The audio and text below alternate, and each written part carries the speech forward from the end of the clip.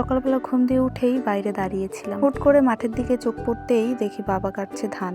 তাই আস্তে আস্তে মাঠের দিকে রওনা দিলাম। ওই যে বাবা ধান কাটছে। আমাদের বাড়ির সামনে মস্ত বড় একটা মাঠ আছে, সেখানটাই বাবা অল্প স্বল্প জায়গায় ধান চাষ করে। পিছনের দিকে তাকাতেই দেখি মা তুলছে শাক। মাঠে খুব সুন্দর শাক হয়েছিল, তাই মা আর নিজেকে আটকাতে পারেনি।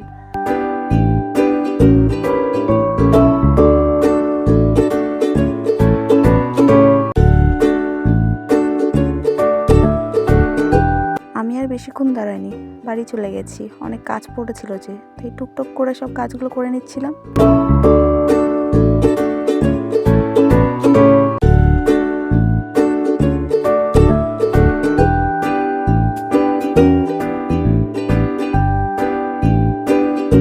আমাদের বাড়িতেও কিছু সবজি গাছ লাগানো আছে, যেমন উচ্ছে গাছ, লাউ গাছ, কুমড়ো গাছ। তাতে মোটামুটি ফলনও ধরেছে, তাই আজকে রান্না করার জন্যই কিছু সবজি কেটে নিচ্ছিলাম।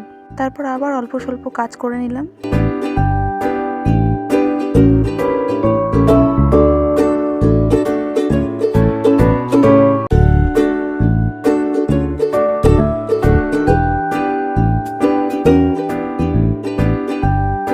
রনিক সোনার সাথে তো আমার খুনসুটি চলতেই থাকে।